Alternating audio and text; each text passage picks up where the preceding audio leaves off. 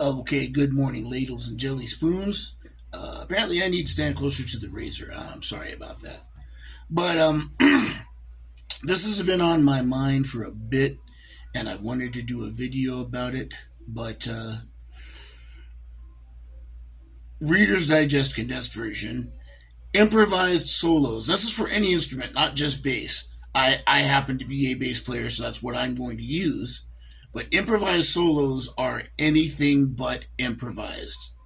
What I mean by that is that there are certain things that you need to learn in order to do an effective improvised solo. And what those things are, we're going to dip our toe in.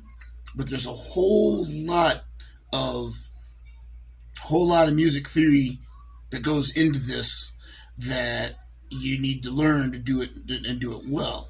But the first thing about improvising solos is that you really need to know the melody to the song that you're playing really well. And so if I were just using as an example,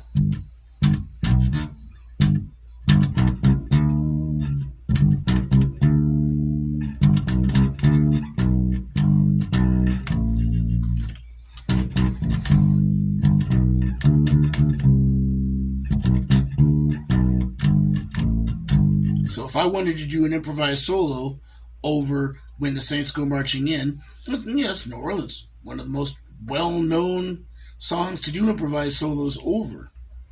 First thing you need to know is that melody.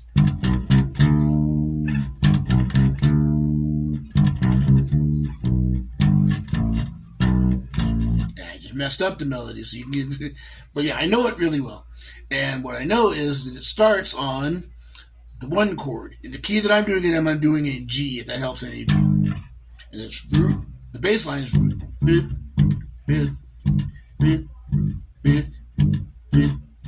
Walk up to five. One, two, one.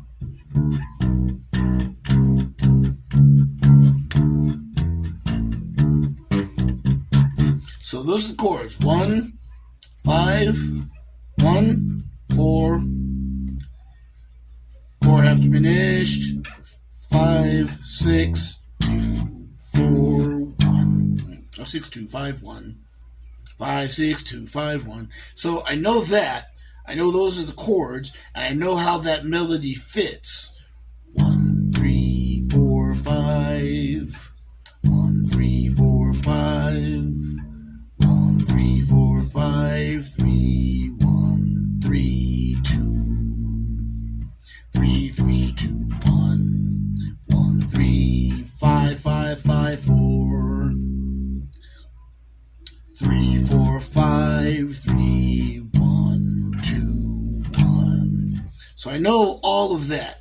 And I know how that fits into the scheme of the chords. So if I'm going to improvise it, the first thing we're going to do is I'm going to base my improvise, no pun intended, I'm going to base my recording on the melody. So I'm going to start with, then I can go up instead of down.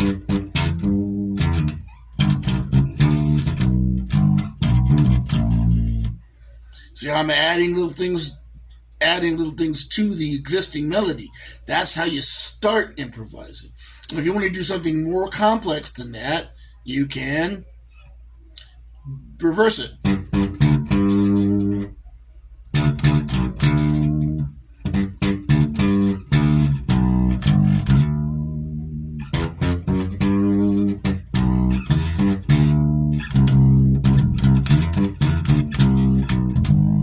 So that gives you some ideas of what you can do. But if you're really familiar with the melody, then you can take off from there. You can the second thing that you want to do in improvising is you want to vary the rhythm. So we got.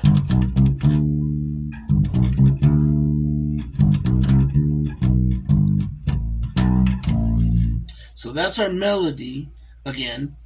And if you want to, you can off place one of the beats in the melody or two. and that will give you a different feel in improvising. So.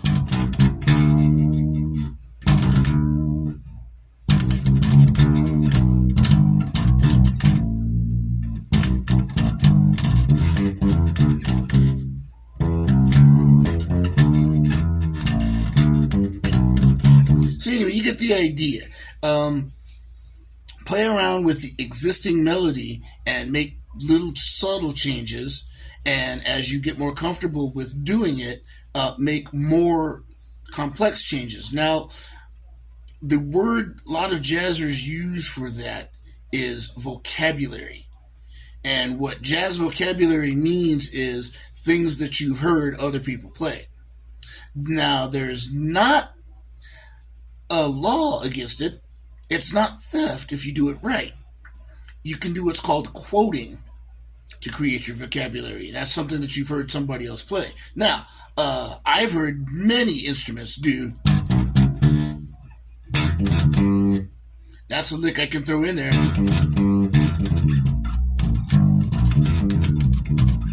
And basically, that's a pentatonic lick that uses all the notes that are in the melody.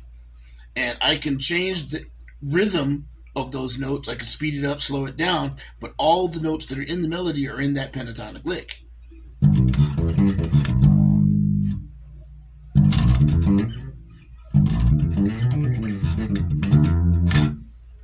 And you can also use that same pentatonic lick to create your jazz vocabulary. So what I recommend, if you're a bass player like me, don't listen to bass players for how to improvise, although there are some great ones out there. But who you listen to is saxophonists and trombonists, especially Dixieland guys, and you steal licks from them. And that is how you create improvised solo. But going back to my initial point when I started this video was that an improvised solo is anything but improvised. Practice these things. Practice the melody. Learn it really well, forward and backward. Practice the chord progressions. Practice off-placing beats. And the more often you use these things, when you get called upon to do a solo, you have all of those things prepared, ready to do the solo. So, an improvised solo is anything but improvised. You practice the things that you need to do in order to make an effective improvised solo. Just like you should practice a script before you do a video like this, which I obviously didn't do. But that's kind of my point. Improvising is a skill that is rehearsed and practiced. You don't just make something up on the spot. You learn all the things that you can make up on the spot in advance. Does that make sense?